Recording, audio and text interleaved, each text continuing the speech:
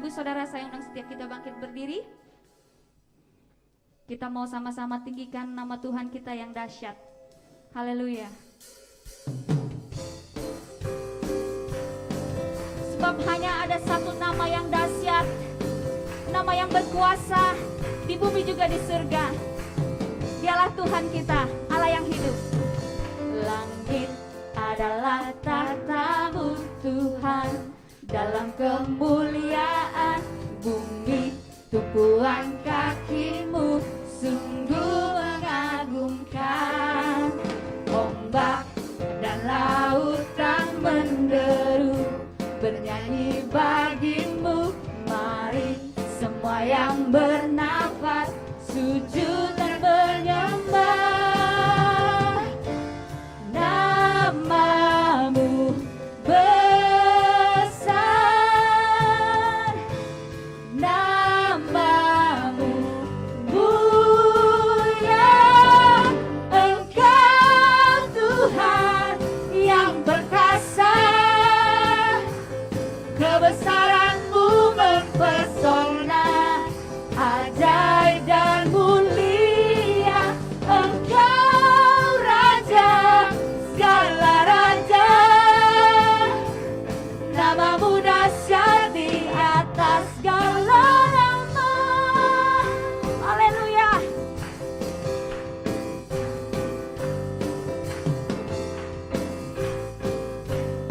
Sungguh besar Kau Tuhan. Langit adalah tatamu Tuhan, dalam kemuliaan bumi tumpuan kakimu sungguh mengagumkan. Ombak dan lautan menderu bernyanyi bagimu. Mari semua yang bernafas sujud dan menyembah namamu besar, namamu mulia, namamu mulia. Engkau Tuhan yang perkasa, kebesaranmu mempesona, ajaib dan mulia. Engkau Raja segala raja, namamu dahsyat di atas segala nama. Dan segala kemuliaan hanya bagi namamu Tuhan.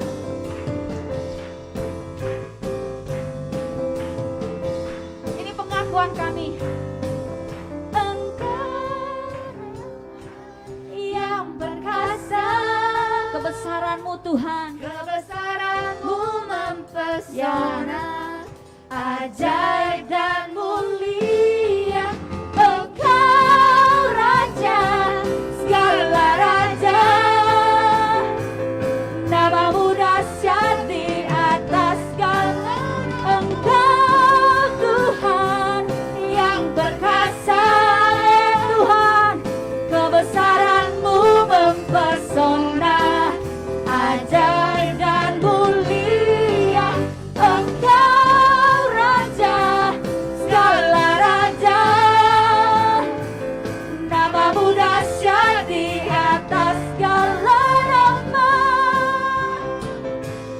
Namamu dahsyat di atas segala nama. Namamu dahsyat di atas segala nama. Haleluya.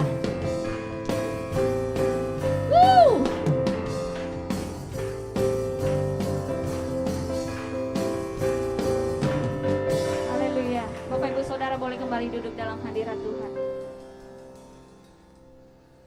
Bapak Ibu Saudara, terkadang di dalam kehidupan, jika sesuatu terjadi dalam hidup kita, cenderung kita akan bertanya, mengapa Tuhan?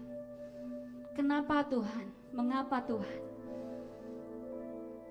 Di dalam hidup memang banyak sekali yang tidak kita ketahui Bapak Ibu Saudara. Tapi firman Tuhan katakan, kita tahu sekarang bahwa Allah turut bekerja mendatangkan kebaikan buat setiap kita yang mengasihi Tuhan. Amin. Saya percaya setiap kita di tempat ini, kita semua mengasihi Tuhan kita. Sebab itu, mari berhenti bertanya dan kembali percaya kepada Tuhan. Bapa, ini setiap kami Tuhan, kami anak-anak-Mu. Kami tahu Tuhan, sejauh langit dari bumi, demikian jauhnya jalan pikiran kami dengan pikiran-Mu Tuhan. Ada banyak hal yang tidak dapat kami mengerti dalam hidup ini. Tuhan, hari ini kami tahu Tuhan, dalam segala sesuatu yang terjadi, Engkau Allah turut bekerja mendatangkan kebaikan buat setiap kami. Sungguh kami bersyukur Tuhan, kami jadi anak-Mu, hidup kami aman. Biarlah kami tenang di dalam jalan-jalan-Mu Tuhan. Mari Bapak Ibu Saudara, naikkan ucapan syukur-Mu kepada Tuhan. Biar lewat ucapan syukur-Mu kuasa Tuhan mengalir pagi hari ini. Terima kasih Tuhan, terima kasih. Kami bersyukur buat segala sesuatu yang terjadi dalam hidup kami. Terima kasih buat semuanya Tuhan, terima kasih. Kami melihat Tuhan penyertaan-Mu sempurna. Kami melihat Tuhan kasih setia-Mu nyata dalam hidup kami. Terima kasih Tuhan. Kami bangga, kami punya Allah yang hidup, Bapa yang setia, yang selalu berjalan bersama-sama dengan kami. Terima kasih Tuhan, terima kasih. Kalau bata karalabai syukur. Terima kasih Yesus, terima kasih. Terima kasih, kami bersyukur. Semuanya baik Tuhan, semuanya baik. Terima kasih Yesus, kami aman di dalam-Mu. Haleluya. Sebab itu Tuhan kami datang, kami naikkan syukur kami.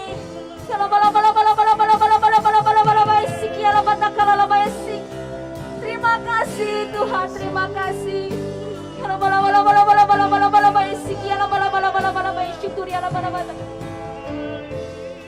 Kami mau datang berserah di dalam tangan-Mu Tuhan. Kami tahu kami kuat sebab Engkau beserta dengan kami. Terima kasih Yesus. Jalan-Mu tak terselami, ya Tuhan, oleh setiap hati kami. Namun satu hal yang ku percaya, namun satu hal yang ku percaya, ada rencana yang indah, ada rencana yang indah. Terduga kasih-Mu, tiada terduga kasih-Mu, ya Tuhan. Heran dan besar bagiku arti kehadiran-Mu selalu nyata di dalam hidupku. Nyata penyertaan-Mu sempurna, rancangan-Mu penuh damai, aman dan sejahtera walau di tengah badai.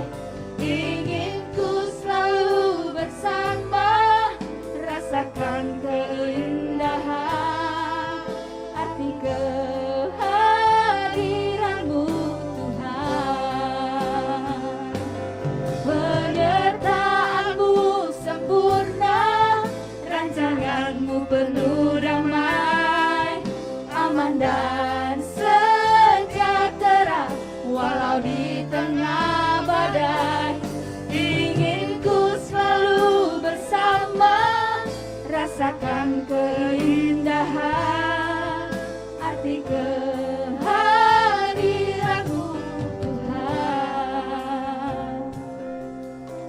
terduga kasih-Mu Tuhan.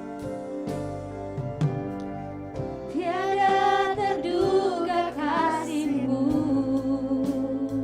Ya Tuhan, heran dan besar bagiku. Arti kehadiran-Mu selalu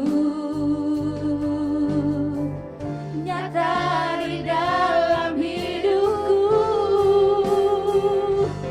Penyertaan-Mu sempurna, rancangan-Mu penuh damai, aman dan sejahtera walau di tengah badai.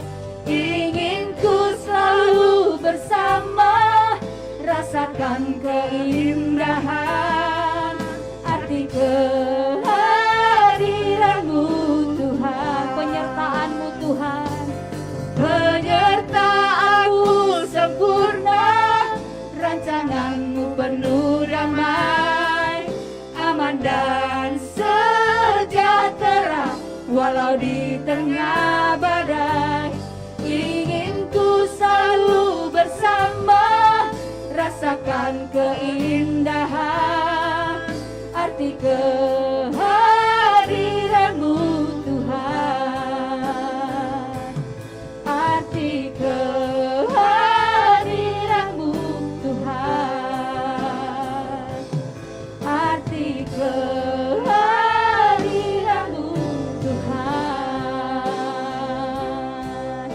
Oh, arti hadir-Mu ku rasakan di setiap waktu, setiap musim hidupku. Tuhan, sungguh ku melihat Kaulah ku yang setia, Yesus Tuhan. Ku bersyukur, ku bersyukur.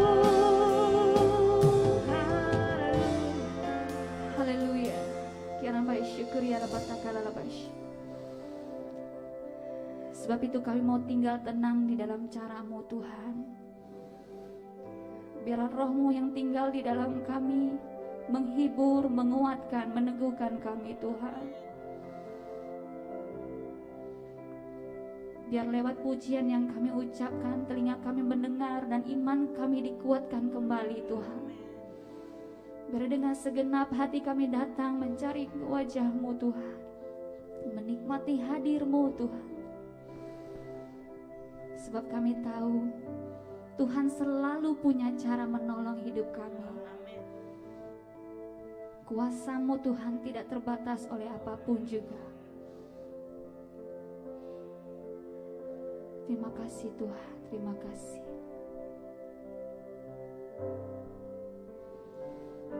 Kau selalu punya cara untuk menolongku.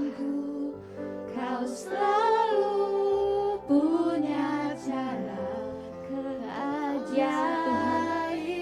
Sebab Kau dahsyat Tuhan. Kau dahsyat dalam segala perbuatanmu, dan ku tenang di dalam cara. Dengan imanmu katakan, Kau selalu punya cara untuk menolongku. Kau selalu punya jalan keajaiban. Kau dahsyat Tuhan. Kau dahsyat dalam segala perbuatanmu,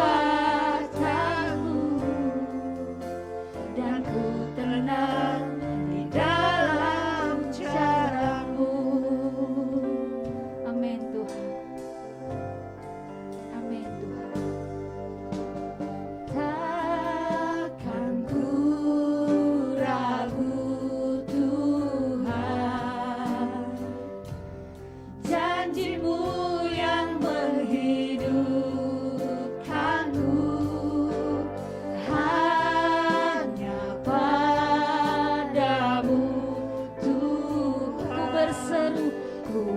berseru ya Tuhan, dan mataku tertuju padamu.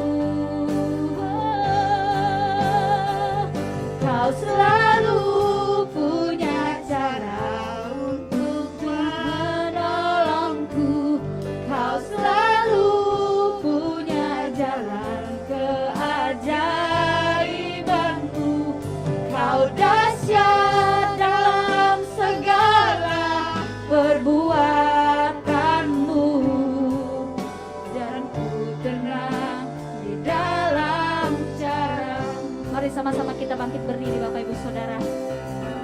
Benar Tuhan, Kau selalu punya cara untuk ya Tuhan, Kau selalu punya jalan keajaibanmu. Kau dahsyat dalam segala perbuatanmu, dan ku tenang di dalam. biarkan iman itu timbul, katakan Kau selalu punya, amin Tuhan, ya Kau selalu punya jalan keajaibanmu. Kau dahsyat dalam segala perbuatanmu, dan ku tenang di dalam caramu. Kau selalu punya cara untuk menolongku. Kau selalu punya jalan keajaibanmu. Kau dahsyat dalam segala perbuatanmu, dan ku tenang di dalam caramu. Dan ku tenang, dan ku tenang di dalam caramu, dan ku tenang di dalam caramu. Oh Yesus, haleluya.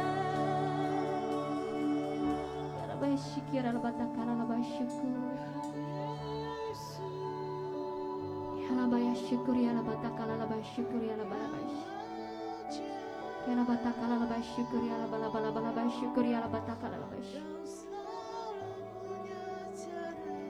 Kau dahsyat dalam segala perbuatanmu, dan ku tenang di dalam jalanmu. Kau dahsyat, Kau dahsyat dalam segala perbuatanmu, dan ku tenang di dalam caramu,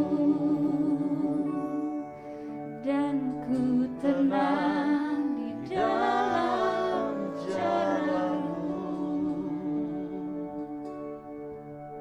Biarlah hati kami tetap tinggal tenang teduh di dalam segala keadaan yang sedang terjadi di sekeliling kami, bahkan di dalam apa yang sedang kami alami.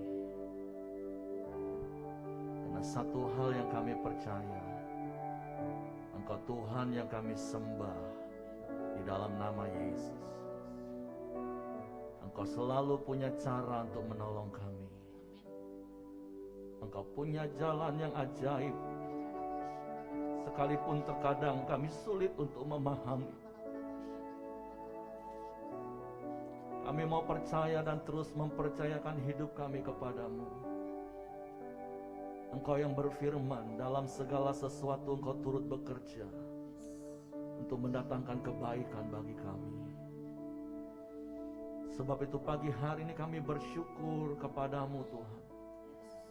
Kalau kami masih boleh hidup, kami boleh menikmati kebaikan-kebaikan-Mu. Semua hanya karena kasih karunia-Mu. Sebab itu biarlah kami terus hidup di dalam kasih karunia-Mu, bergerak di dalam kasih karunia-Mu, dan Engkau dipermuliakan Tuhan. Bapa, kami bersyukur bahkan kami masih boleh datang beribadah kepadamu, baik kami ada di tempat ini maupun yang ada di rumah masing-masing. Karena kami percaya kami berkumpul di dalam nama-Mu dan Engkau hadir dimanapun kami berada Tuhan. Karena Engkau Tuhan yang tidak dibatasi oleh ruang dan waktu. Dan biarlah kehadiran-Mu itu membuat hati kami terus tinggal tenang dalam segala keadaan kami. Pagi ini kami mau siapkan hati kami untuk dengar firman-Mu. Roh Kudus, tolong kami untuk mengerti firman-Mu, untuk kami memahami firman-Mu, dan kami percaya firman-Mu, sehingga kami menjadi pelaku-pelaku firman-Mu. Dan kami melakukan firman-Mu karena kami mengasihi Engkau, karena Engkau yang lebih dahulu mengasihi kami. Kami sambut firman-Mu di dalam nama Yesus Tuhan. Yang siap dengar firman mari katakan amin. Oke, silakan duduk Bapak Ibu. Shalom. Selamat pagi semuanya, baik Bapak Ibu yang ada di ruangan ini maupun Bapak Ibu yang ada di rumah masing-masing. Sekali lagi terus kita percaya dimanapun kita ada, Tuhan ada. Karena Tuhan kita tidak dibatasi oleh ruang dan waktu. Dan dimana kita berkumpul di dalam namanya, di situ Tuhan hadir. Dan saya percaya kehadiran Tuhan akan mendatangkan berkat bagi setiap kita, mendatangkan damai sejahtera dan sukacita bagi kita. Amin. Nah, hari ini kita mau belajar lagi kebenaran firman Tuhan. Tema bulanan kita masih sama, yaitu tetap bertekun di dalam doa sampai bulan yang ke-6. Tetapi secara khusus bulan ini Tuhan juga memberi pesan kepada kita untuk kita kembali kepada kasih yang semula. Ya, tentu saya berharap firman Tuhan yang kita dengar pagi hari ini meneguhkan setiap kita. Dalam artian saya berharap kita adalah orang-orang yang sejak semula mengenal Yesus dan sampai hari ini kita masih terus hidup di dalam kasih yang semula itu. Amin. Tapi kalaupun dengan berjalannya waktu, dengan banyaknya perkara yang kita alami di dalam hidup ini, terkadang hati kita, kasih kita kepada Tuhan bisa menjadi tawar. Masih ada waktu dan kesempatan yang Tuhan beri untuk kita kembali kepada kasih yang semula itu. Amin. Oleh sebab itu, kalau kita bicara tentang kembali kepada kasih yang semula, ada ayat firman Tuhan di dalam Matius pasal yang ke-24, ayat yang ke-12, firman Tuhan berkata seperti ini. Dan karena makin bertambahnya kedurhakaan, maka kasih kebanyakan orang akan menjadi dingin. Maka kasih kebanyakan orang akan menjadi dingin. Makanya di awal tadi saya berharap kita yang ada di tempat ini juga Bapak Ibu yang di rumah, kita tidak termasuk orang yang kebanyakan tadi Bapak Ibu. Kita menjadi sekalipun kelompok yang kecil, kelompok yang sedikit, tapi kita mau ada di kelompok orang-orang yang terus mengasihi Tuhan seumur hidup kita. Amin. Nah, kenapa kasih kebanyakan orang menjadi dingin, menjadi tawar kepada Tuhan? Nah, firman Tuhan memberikan alasannya yaitu karena makin bertambahnya kedurhakaan. Nah, Bapak Ibu, dulu saya berbicara tentang kedurhakaan, itu berbicara tentang situasi yang sedang terjadi. Iya, memang firman Tuhan yang sama juga katakan, Paulus katakan bahwa di hari-hari terakhir akan datang masa-masa yang sukar. Di hari-hari yang terakhir akan datang hari-hari yang jahat. Dan iya, memang hari-hari ini kita melihat bagaimana situasi yang terjadi di sekeliling kita. Itu ada banyak perkara-perkara jahat yang terjadi. Ada banyak kesukaran, kesulitan yang terjadi. Iya, itu realita hidup. Dan firman Tuhan juga sampaikan. Tetapi ketika saya belajar kebenaran firman Tuhan ini, Tuhan mengingatkan dari sisi yang lain Bapak Ibu. Nah, kata kedurhakaan di dalam ayat ini memakai kata anomia Bapak Ibu. Yaitu ilegalitas yang melanggar hukum. Nah, artinya Tuhan mau mengingatkan kepada kita seperti ini. Kita tidak boleh menyalahkan situasi di sekeliling kita yang menjadi penyebab kasih kita menjadi tawar.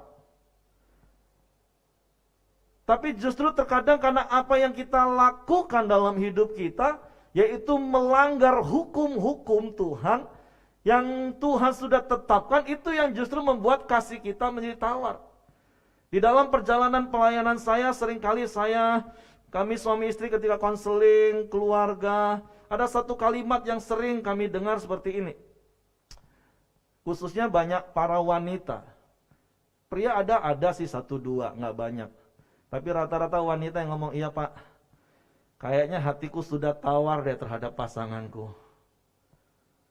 Sudah terlalu capek ngadepinnya Pak. Sudahlah, bohwat kata orang. Kalaupun bertahan, ya sudahlah karena demi anak-anak, demi hormati orang tua. Sebenarnya hatiku sih sudah dingin lah, udah mati rasa. Coba suami-suami yang datang sama istri lihat, tanya, hatimu mati rasa nggak dengan aku? Saya berharap enggak Bapak Ibu ya. Karena mungkin perlakuan, perkataan, tindakan pasangan kita yang kita anggap itu jahat, menyakiti hati kita, sehingga hati kita jadi tawar. Sebenarnya sesungguhnya yang membuat hati kita tawar itu adalah ketika kita tidak berpegang teguh pada hukum-hukum Tuhan. Nah, jadi kalau kita baca di dalam Mazmur pasal yang ke-119 ayat yang ke-43 dan 106, kan selama 3 bulan ini kita belajar dari Mazmur 119 Bapak Ibu. Nah, di Mazmur 119 firman Tuhan itu diaplikasikan dalam banyak bentuk, yaitu titah-titahmu, peringatan-peringatanmu, perintah-perintahmu, dan juga hukum-hukummu. Makanya pemazmur katakan, janganlah sekali-kali mencabut firman kebenaran dari mulutku, sebab aku berharap kepada hukum-hukummu. Atau di ayat yang 106 katakan, aku telah bersumpah dan aku akan menepatinya untuk berpegang pada hukum-hukummu yang adil. Di ayat-ayat yang lain pemazmur juga katakan dia juga mengalami tindasan, dia juga mengalami tekanan, dia juga mengalami aniaya, dia mengalami serangan dari para musuh, orang-orang yang ingin berbuat jahat kepadanya. Tetapi pemazmur berkomitmen tetapi terhadap hukum-hukummu, kepada perintah-perintahmu, kepada peringatan-peringatanmu, aku mau tetap berpegang teguh. Nah, sikap hati yang seperti itulah yang harusnya kita miliki. Memang kita tidak bisa mengendalikan apa yang terjadi di dalam hidup kita, di sekeliling kita.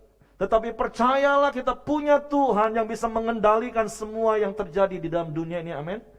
Makanya pujian tadi kita naikkan dengan iman, kau selalu punya cara untuk menolongku.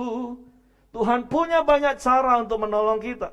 Tapi masalahnya apakah kita mau menjadi orang-orang yang tetap berpegang teguh pada firman Tuhan? Karena ingat, kasih Tuhan memang tidak bersyarat, tapi janji Tuhan itu bersyarat. Makanya kalau kita baca dari Roma pasal yang ke-8 ayat 28, ini ungkapan yang disampaikan oleh Rasul Paulus.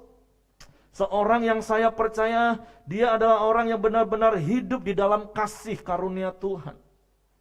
Ada banyak tulisan-tulisan Rasul Paulus yang kalau kita baca kita akan melihat bagaimana Rasul Paulus itu hidup dalam kasih karunia Tuhan. Sehingga dia punya keyakinan di dalam Roma pasal 8:28, kita tahu sekarang bahwa Allah turut bekerja dalam segala sesuatu untuk mendatangkan kebaikan bagi mereka yang mengasihi Dia, yaitu bagi mereka yang terpanggil sesuai dengan rencana Allah.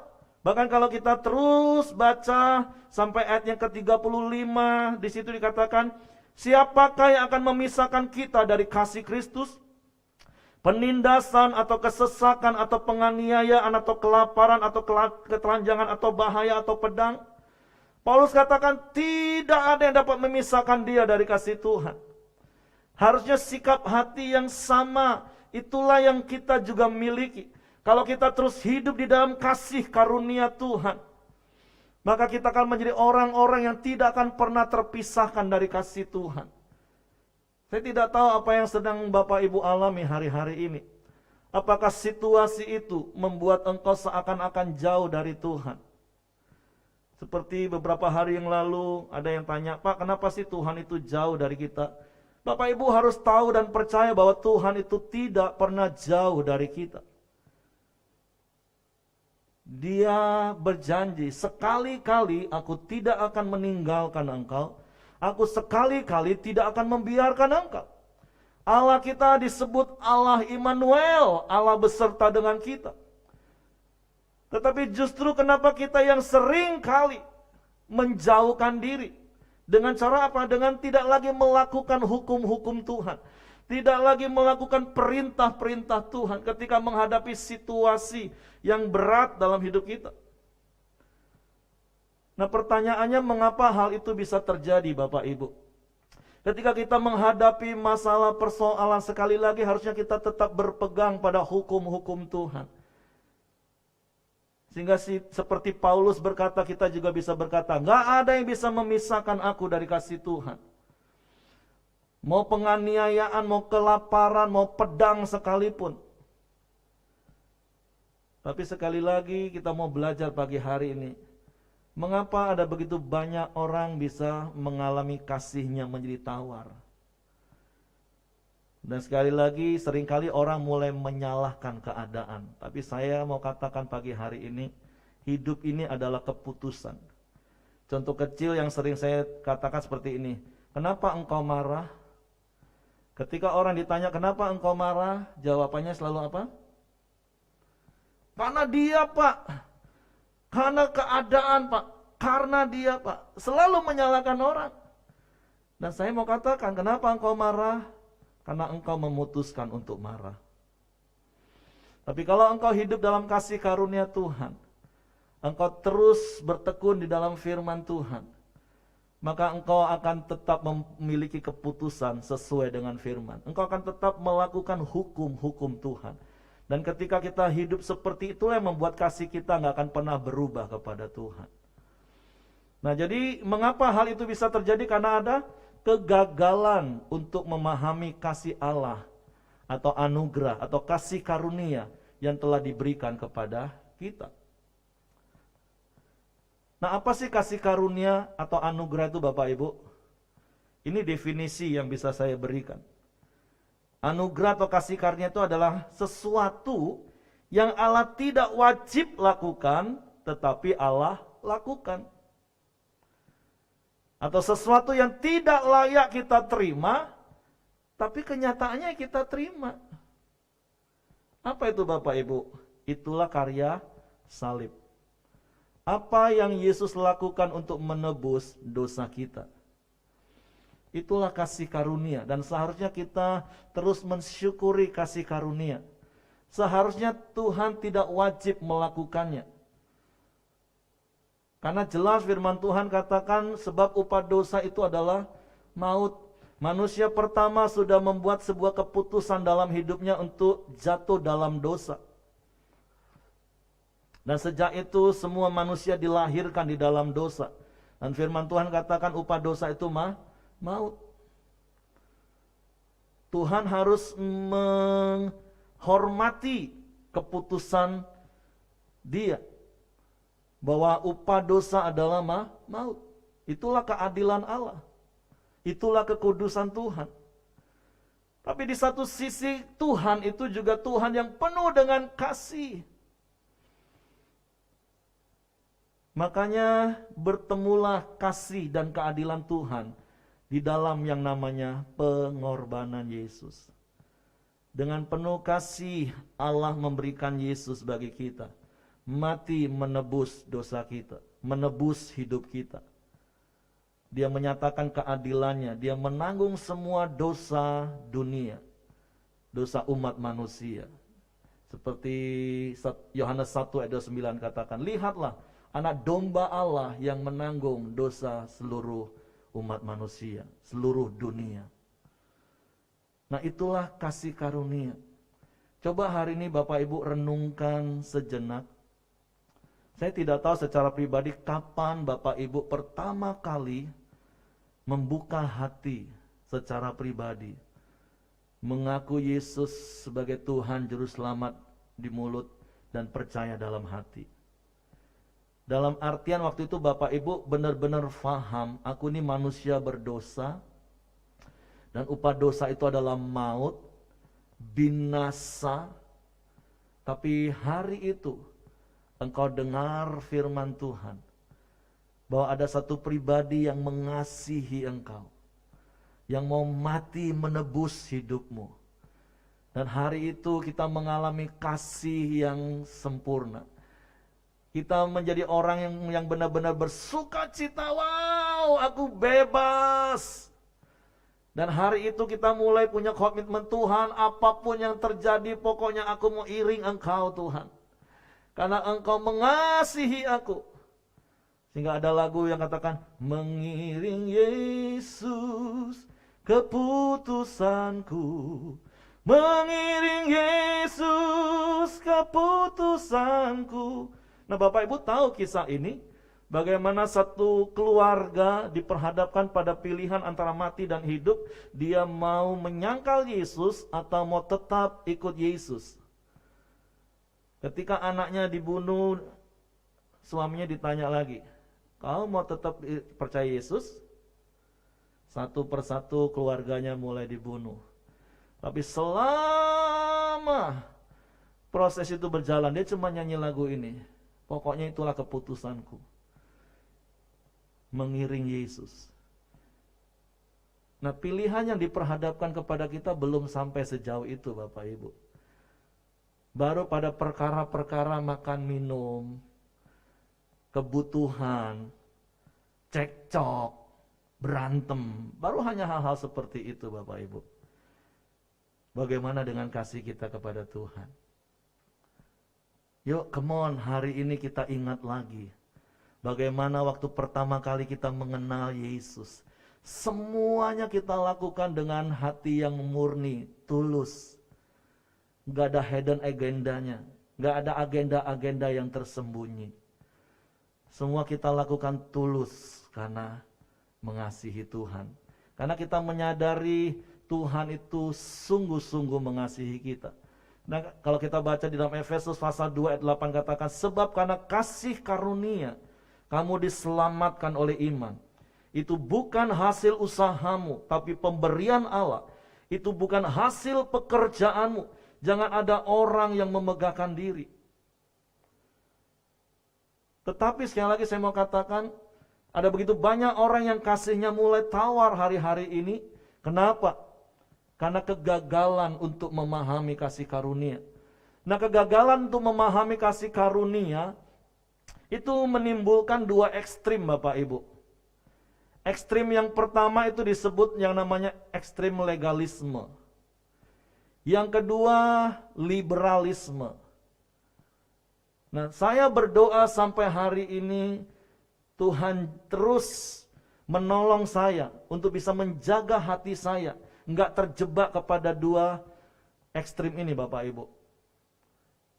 Karena ini akan membuat kita, inilah yang menjadi penyebab kenapa kasih kita ditawar. Karena kita tidak lagi memahami kasih karunia Tuhan. Tapi kita mulai mengukur segala sesuatu itu yang pertama. Apa itu legalisme, Bapak Ibu? Kalau Bapak Ibu masih ingat ayat yang disampaikan oleh Pak Ahyong beberapa waktu yang lalu, di dalam 1 Petrus pasal yang pertama ayat yang ke-13, sebab itu siapkanlah akal budimu, waspadalah, dan letakkanlah pengharapanmu seluruhnya atas kasih karunia yang dianugerahkan kepadamu pada waktu penyataan Yesus. Firman Tuhan mengingatkan kita, taruhlah seluruh pengharapanmu atas apa? Kasih karunia. Bagaimana dengan kita hari ini? Apakah pengharapan kita kepada Tuhan itu tetap kita taruh di atas kasih karunia? Atau kita mulai taruh di atas iman kita? Apalagi kita mulai taruh di atas perbuatan kita? Makanya terkadang ada begitu banyak orang bisa kecewa. Tuhan, aku sudah doa, aku sudah puasa, aku sudah minta sungguh-sungguh Tuhan. Aku sudah lakukan A, aku sudah lakukan B, aku sudah lakukan C. Tapi mana Tuhan? Makanya seperti Yoko tadi bilang, sering kali kita mulai tanya, mengapa Tuhan? Kenapa engkau enggak jawab Tuhan? Mana Tuhan? Katanya, aku sudah lakukan. Nah, karena orang-orang yang ada di dalam ekstrim ini, itu golongan orang yang sebenarnya gini Bapak Ibu. Kalau Bapak Ibu pernah ingat ilustrasi yang saya pernah sampaikan, harusnya ketika kita bertobat, kita ini berbalik dari jalan yang menuju neraka dan menghadap kepada jalan yang menuju surga, dan kita semakin hari semakin dekat dengan Tuhan. Tapi masalahnya banyak orang enggak. Dia tetap menghadap ke neraka, tapi dia takut masuk neraka. Nah, orang-orang yang paham seperti ini masih seperti ini. Karena takut atau karena diiming-imingin. Contoh sederhana gini, kenapa Bapak Ibu doa sungguh-sungguh? Kenapa Bapak Ibu baca Alkitab rajin-rajin? Kenapa beribadah rajin-rajin Bapak Ibu? Alasannya kenapa? Kadang banyak orang makanya waktu menyampaikan Injil sebenarnya bukan Injil yang disampaikan. Kalau kamu mau diberkati ya, kamu harus percaya Yesus. Kamu bayar perpuluhan. Kamu rajin beribadah. Kalau kamu mau diberkati. Diiming-iming Bapak Ibu. Atau sebaliknya ditakut-takutin. Tapi sebenarnya sama. Kalau kamu tidak bayar perpuluhan, kalau kamu nggak rajin-rajin doa, kalau kamu nggak rajin-rajin ibadah, kamu nanti nggak diberkati. Pertanyaan sederhana, apakah hidup kita sampai hari ini masih terjebak dengan hal seperti itu? Kenapa engkau rajin beribadah? Kenapa engkau rajin berdoa? Apakah karena engkau takut nggak diberkati? Atau karena engkau pengen supaya diberkati? Kalau itu ada dalam hidup kita, bertobat hari ini Bapak Ibu. Makanya kalau kita baca dulu di dalam Wahyu pasal yang kedua, ayat yang kedua mulai, firman Tuhan berkata seperti ini, aku tahu segala pekerjaanmu. Ya, Tuhan tahu kita rajin ibadah. Aku tahu, kata Tuhan. Aku tahu kamu rajin bayar persepuluhan. Aku tahu. Baik jeripayamu maupun ketekunanmu. Oh, Tuhan ngomong, aku tahu kau melayani aku sungguh-sungguh. Jadi WL, jadi singer, main musik. Aku tahu. Aku tahu bahwa engkau tidak sabar terhadap orang-orang jahat, bahwa engkau telah mencobai mereka menyebut dirinya rasul, tetapi yang sebenarnya tidak demikian, bahwa engkau telah mendapati mereka pendusta, dan engkau tetap sabar dan menderita oleh karena namaku, dan engkau tidak mengenal lelah. Woi, pokoknya mati hidup untuk Tuhan. Tapi sekali lagi, yang tahu hatimu itu hanya Tuhan dan dirimu. Apakah semua itu kita lakukan? Karena itu tadi, karena supaya diberkati, atau karena takut tidak diberkati. Makanya ayat yang keempat katakan, namun demikian, aku mencela engkau, karena engkau telah meninggalkan kasihmu yang semula. Mari kita introspeksi hidup kita hari ini. Apa yang kita lakukan di dalam kekristenan kita hari ini, itu karena kasih karunia, atau karena kita mengharapkan sesuatu, atau karena kita takut pada sesuatu. Sehingga kita jadi orang Kristen stres Bapak Ibu. Kalau enggak ke gereja nanti takut enggak diberkati. Tapi kalaupun mau ke gereja rajin-rajin supaya diberkati. Nanti ketika kenyataannya enggak juga diberkati, mulai kecewa, marah. Pengharapannya tidak ditaruh lagi di dalam kasih karunia. Hanya orang-orang yang memahami kasih karunia, seperti Paulus yang saya katakan.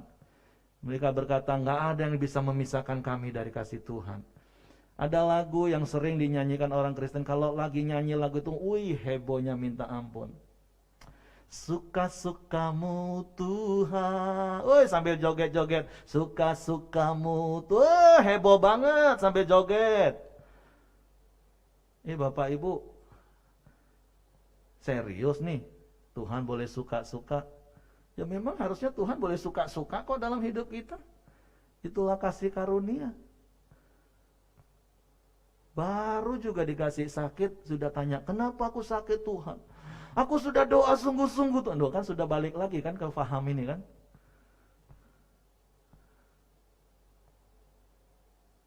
Baru aja berkurang omsetnya. Sudah mulai tanya, kenapa Tuhan? Aku kan rajin Tuhan memberi. Aku rajin menabur. Semua diukur berdasarkan perbuatan kita. Ingat Bapak Ibu, hidup ini hanya karena kasih karunia. Kalau kita masih bisa menghirup udara, itu pun juga karena kasih karunia. Atau faham yang kedua ya Bapak Ibu, liberalisme.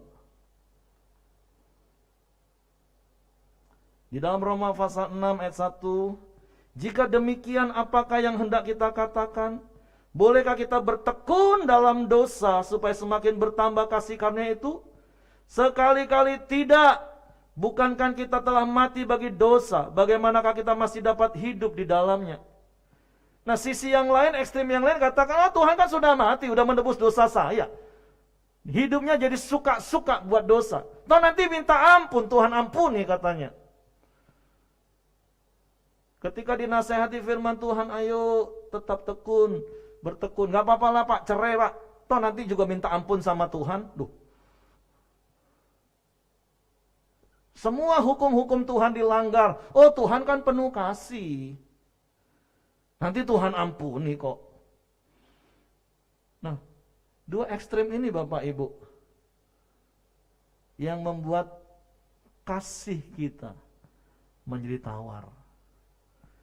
Makanya yuk kembali kita hidup di dalam kasih karunia. Kalau kita baca ayat berikutnya dalam ayat yang ketiga dari Roma pasal 6. Atau tidak tahukah kamu bahwa kita semua yang telah dibaptis dalam Kristus telah dibaptis dalam kematiannya?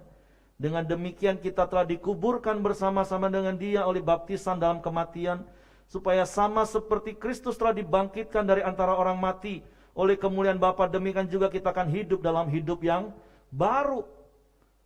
Nah makanya kenapa orang yang percaya kepada Yesus harus memberi diri dibaptis. Ini bukan untuk kejar target Bapak Ibu. Makanya kalau orang yang sudah mau mati seperti penjahat yang dikasih salib, Yesus gak suruh turun dulu baptis, enggak. Karena yang menyelamatkan kita itu kasih karunia waktu kita mengaku di mulut, percaya di hati.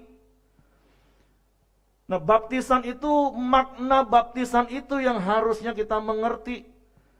Bahwa kita ini telah mati, terus dikuburkan dan bangkit bersama Kristus. Jadi baptisan itu bukan cuma sekedar syarat jadi orang Kristen, syarat kalau mau diberkati di gereja, bukan Bapak Ibu. Ketika engkau percaya Yesus memberi diri dibaptis, engkau yang memberi dirimu dibaptis, dan engkau memahami makna bahwa sesungguhnya kita ini sudah mati, manusia lama kita sudah mati, dan dikuburkan dan bangkit bersama dengan Kristus di ciptaan baru. Sehingga sekalipun ada kasih karunia, ada pengampunan, itu akan membuat kita hidup terus sesuai dengan firman.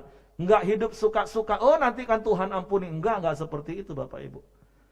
Nah makanya Bapak Ibu, jadi makna baptisan yang kita lakukan itu yang akan mengingatkan kita setiap hari bahwa kita telah mati terhadap dosa atau manusia lama dan telah bangkit sebagai ciptaan baru dalam Yesus. Ini yang setiap hari. Nah makanya sebagai ayat yang terakhir Bapak Ibu, apa yang harus kita lakukan supaya kita tetap tinggal di dalam kasih karunia? Di dalam Lukas pasalnya yang ke-9 ayat 23, Yesus katakan gini, katanya kepada mereka semua, setiap orang yang mau mengikut aku, ia harus menyangkal dirinya, memikul salibnya setiap hari dan mengikut aku. Setiap hari sejak kita kenal Yesus, seharusnya ini yang kita lakukan, yaitu memikul salib dan menyangkal diri.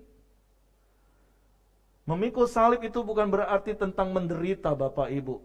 Berkali-kali saya katakan kalau pikul salib itu artinya menderita, saya juga nggak mau ikut Yesus kalau untuk menderita.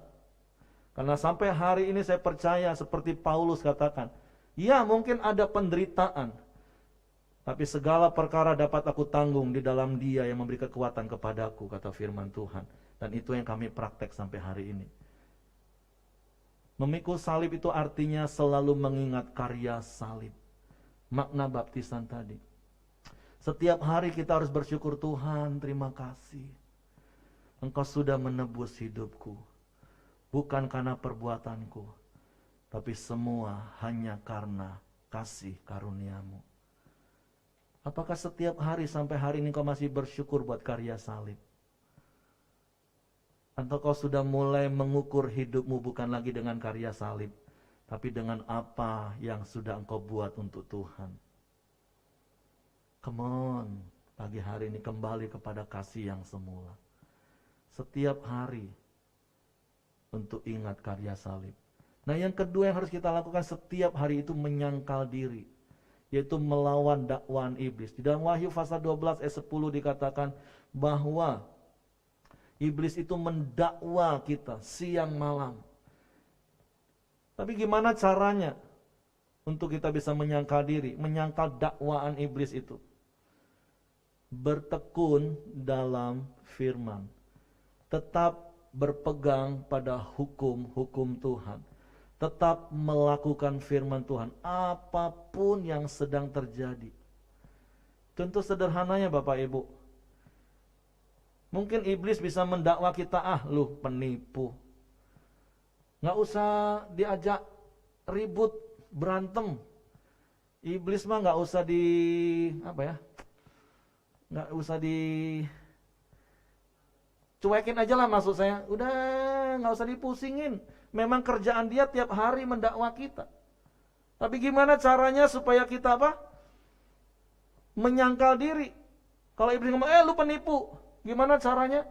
Nggak usah, enggak, aku nggak menipu, aku bukan penipu. Nggak usah Bapak Ibu. Hidup saja jujur. Sudah otomatis iblis juga nggak bisa ngomong. Daripada kita ngotot, wah aku bukan penipu, ujungnya juga nipu Bapak Ibu. Sehingga tertuduh lagi. Hidup aja jujur.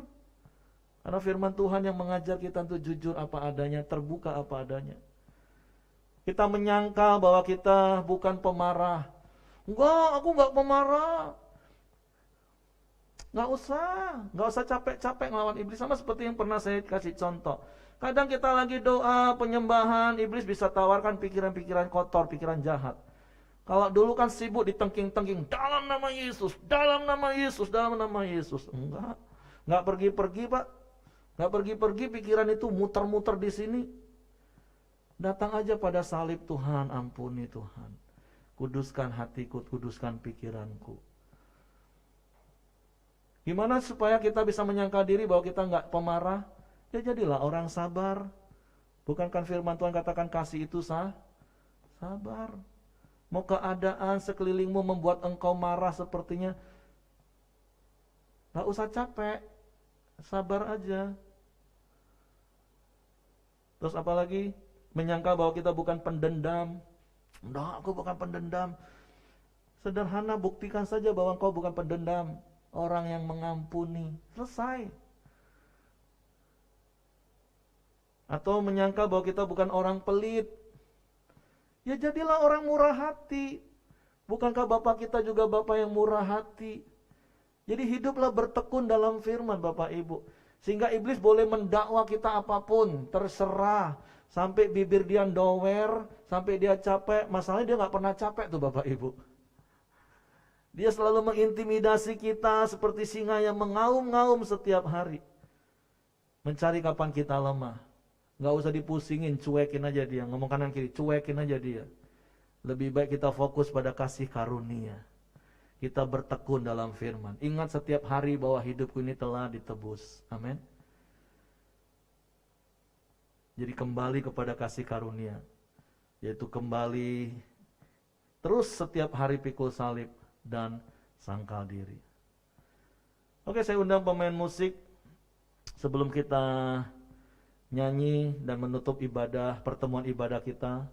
Multimedia boleh tampilkan pengumuman. Audio Jungle.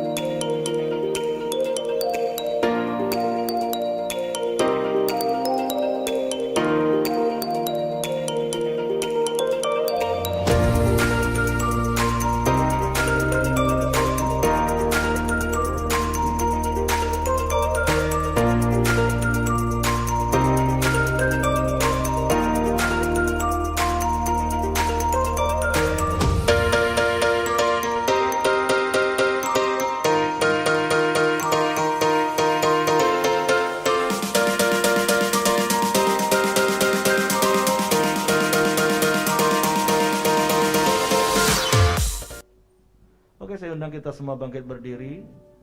Sembari kembali kita ingat merenungkan firman Tuhan. Bagaimana dengan hidup kita hari ini? Apakah semua masih karena kasih karunia Tuhan? Atau kita sudah mulai mengukur semua dengan apa yang kita buat untuk Tuhan? Tapi semua hanya karena kasih karunia Tuhan, amin. Ku telah mati dan tinggalkan cara hidupku yang lama. Semuanya sia-sia dan tak berarti lagi. Hidup ini ku letakkan pada mezbah-Mu ya Tuhan. Jadilah padaku seperti yang Kau ingini. Firman Tuhan berkata, tetapi ketahuilah bahwa hidupmu telah ditebus dari cara hidup yang sia-sia, bukan dengan barang yang fana, bukan dengan emas dan perak, tetapi oleh darah yang mahal, yaitu darah Yesus yang tercurah di kayu salib. Perkara ini yang harus terus kita ingat setiap hari. Kalau kita hidup itu hanya karena kasih karunia Tuhan. Sebab itu teruslah hidup bertekun di dalam firman. Karena sesungguhnya manusia lama kita sudah mati dan dikuburkan bersama Kristus. Dan kita telah bangkit di ciptaan baru. Hidup berpegang pada prinsip-prinsip firman Tuhan. Sekali lagi mari katakan pujian ini menjadi doamu kepada Tuhan hari ini. Ku telah mati dan tinggalkan cara hidupku yang lama. Semuanya sia-sia dan tak berarti lagi.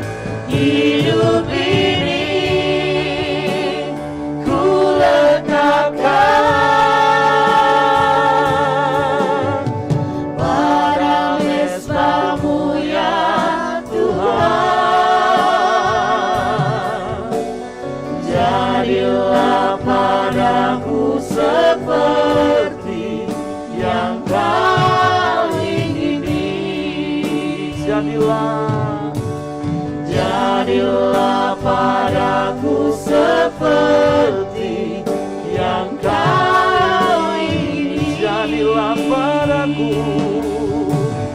Jadilah padaku seperti yang Kau ingini. Jadilah pada kami seperti yang Kau ingini, Tuhan. Datanglah kerajaan-Mu, jadilah kehendak-Mu dalam hidup kami. Karena sungguh hidup ini adalah kasih karunia. Sebab itu kami mau terus berpegang pada hukum-hukum-Mu. Apapun yang sedang terjadi di sekeliling kami, bahkan apa yang sedang Kau izinkan kami alami, biarlah itu tidak akan memisahkan kami dari kasih-Mu. Karena hidup bukan tentang kami, tapi tentang Engkau. Hidup kami tidak ditentukan oleh perbuatan kami, tapi semata-mata hanya karena kasih karunia-Mu. Jadilah pada kami seturut dengan kehendak-Mu.